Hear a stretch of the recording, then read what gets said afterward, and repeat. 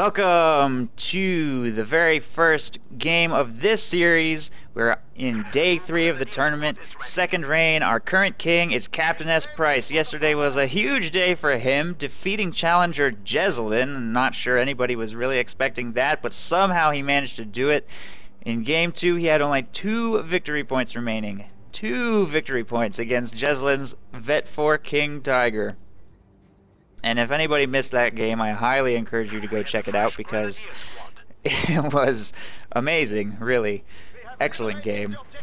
So with Jezelin defeated, CaptainSPrice will move on to defend his throne for a 3rd time, and that means that this is the challenger against which he can start actually earning prize money. If you manage to take control of the throne and defeat one challenger, well, the first series you win just makes you the king. The second series you win guarantees you a seat in the Star-Crossed Cup, the next one, should you choose to compete there, and then from that point forward you will win $5 per challenger defeated. So CaptainSPrice is going to do so now, where Luvnest is going to simply try to dethrone him and become King of the Hill himself. We will see CaptainSPrice playing as Oster in the south on this particular map, and Luvnest playing as Soviets there in the north.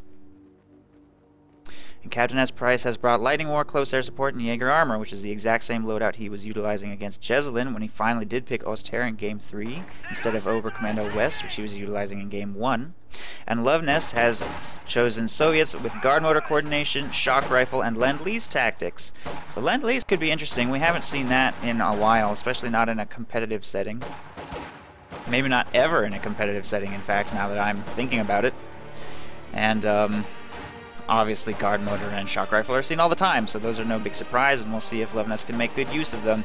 The engagements so far have not been too big of a deal. Luvnest kind of just setting infantry squads up in cover. He has gone with an extra squad of combat engineers to do some harassment of territory over there on the right side. No, conscripts harassing on the right side. His second squad of combat engineers actually goes with a late Tier 1. Very late. Which makes me think he's going with a sniper next, which performs extremely well on this map, and probably to counter-snipe CaptainSPrice's sniper, because we know CaptainSPrice loves snipers, but he hasn't gone with one this game. Surprisingly, in fact, on this map, it looks like he's going to go with his close air support build. So instead of getting a sniper, he's going with just grenadiers, and he's going to start flooding the field with flamethrower pyos, but I think that strategy works a lot better on Koludny Ferma than on crossing in the woods. And I think it might struggle against Luvnest's sniper if he chooses to get one, but he hasn't got one. He's just gone with the scout car, so neither player going with snipers, despite both of them having the ability to do so here.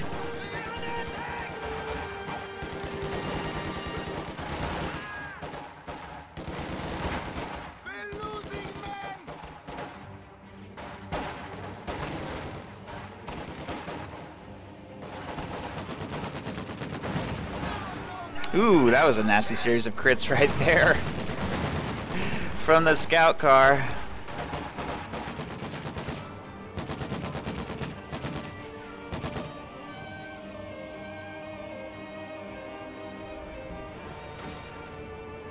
Pioneers ready for assignment. Conscripts moving up to take control of the munitions and strategic points over there.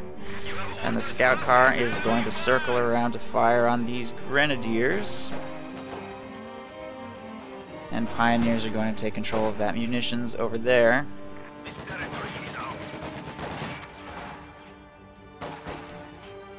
Replacements have arrived.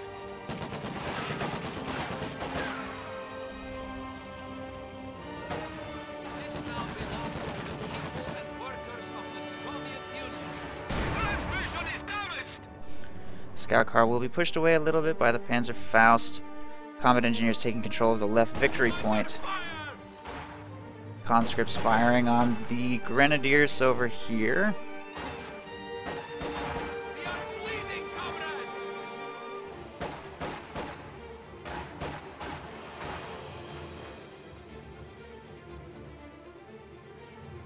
Shit, we're being shot at. We have taken it. The enemy is encroaching on our territory. And combat engineers forced to retreat over there on the left side. Really very light engagement so far. Nothing really happening on either side of the river, just continuing to set up in green cover and defend their own territories. Very light harassment of the right side. CaptainSPrice has a lot of infantry, and he's just kind of spreading it out to all different locations. 2 squads on the right, 2 squads on the left, trying to maintain victory point control. He's having a lot of difficulty dealing with this M3 though. The M3 with the flamethrower inside is not threatened at all by this Pyro spam from CaptainSPrice. And once they have flamethrowers, they'll threaten the squad inside a little bit more, but until then, they don't really do much of anything to it, and he really needs to protect against it with Grenadiers. It seems that Luvnest is getting pretty good work done with that M3.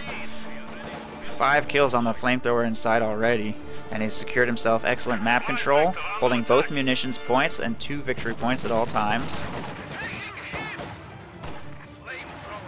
Moving up to try and harass the 3rd victory point. He is under Grenadier fire, but I think he can get it captured. Grenadiers moving to retake control of this munitions are taking a little bit of damage from that M3 across the river. Gets pretty good damage done. I think he's thinking about going in hard. CaptainSPrice has already chosen close air support and utilized redistribute resources. I think he just probably purchased a bunch. Yep, 2 flamethrowers. With all of that munitions he just earned for himself.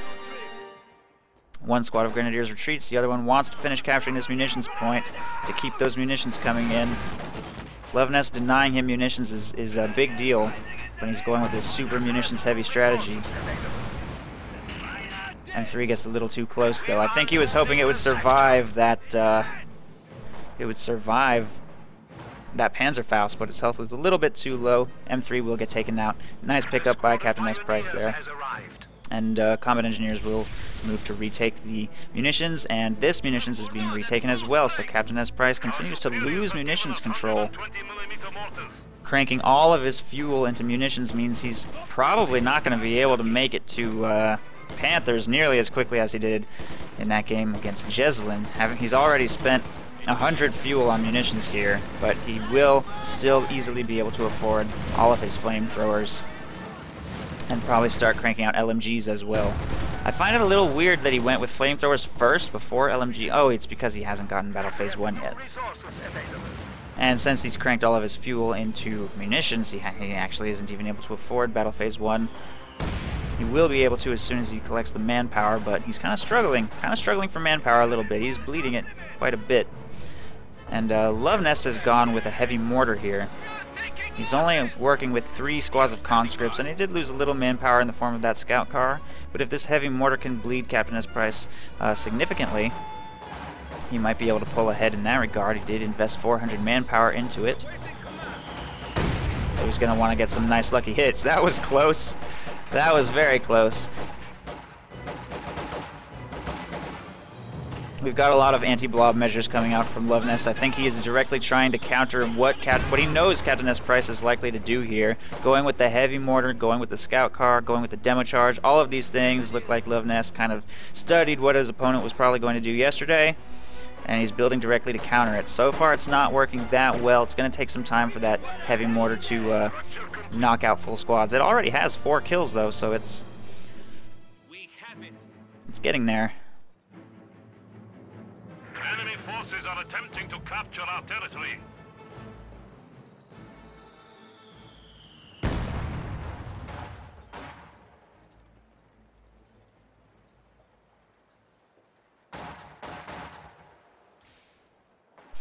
Lots of territory being traded. Conscripts and Pyos trading there on the right side. We'll have an engagement over here on the left, which looks like it could go either way depending on heavy mortars. CaptainSPrice moves away from that heavy mortar. These 2 Grenadier squads are spread out very nicely to fire at long range. And it looks like those combat engineers will retreat, and Luvnest is going with a quick T-70 to counter what CaptainSPrice is doing here. The fact that he's pressured him to redistribute resources twice means there's not going to be an armored counter on the field anytime soon. In fact, he doesn't even have his Tier 2 structure built yet. So this T-70 is a serious problem, but he should definitely try to engage Pioneers with it rather than Grenadiers, since he can aggressively get into close range against them. He has to kind of kite Grenadiers a little bit. We could see a squad wipe here, though. That could be a big squad wipe. There is one squad of Grenadiers screening. He will probably go for the Panzerfaust here. That squad makes it away. This one may or may not. I don't know.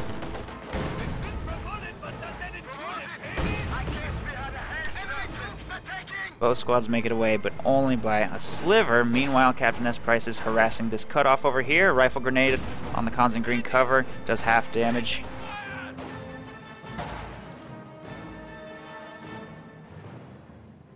And the T-70 will have to pull back for repairs. CaptainSPrice doing really nice territory harassment.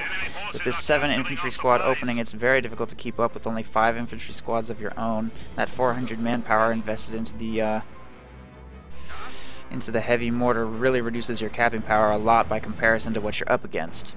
Tier 2 structure going up by CaptainSPrice now, so although that T-70 has bled him, it hasn't wiped anything. And he hasn't redistributed resources either for a while, which is why he has no LMGs, only flamethrowers. He's going to get himself an anti-tank gun next, I think, and try to make it to Battle Phase 2. I assume, based on what I'm seeing.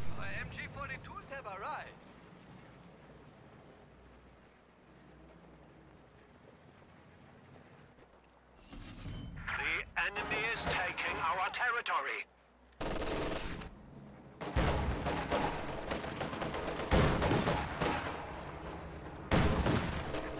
Enemy forces are securing our territory. Ooh.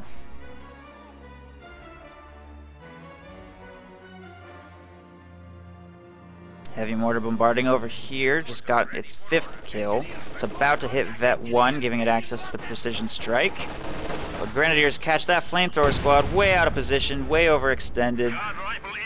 A little too heavily wounded, and that's the first squad wipe of the game. Luvnest losing that 60 munitions investment into that flamethrower as well. He has chosen guard motor coordination, and it's been a while. It's up to 8 command points already, in fact. So he's not that far off command point-wise from the T-34s, but his fuel control isn't very good right now, so it's going to take a while for him to actually get that 260 fuel he needs to call that in, which makes it that much more important for him to have a huge impact with this T-70. Could see a squad go down right there. He should definitely chase that. Oh, that is a missed opportunity. He doesn't have minesweeper support though, so he does need to be careful. There's usually a lot of teller mines on the field against close air support, but we know that CaptainSPrice likes the upgrades more than the teller mines. He doesn't place very many teller mines.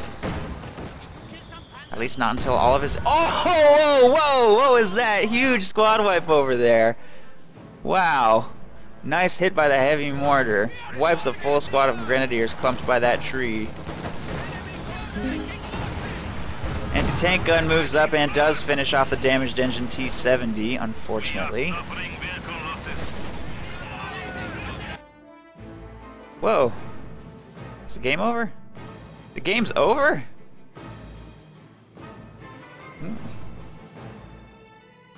Did Luvnest surrender after losing his T-70?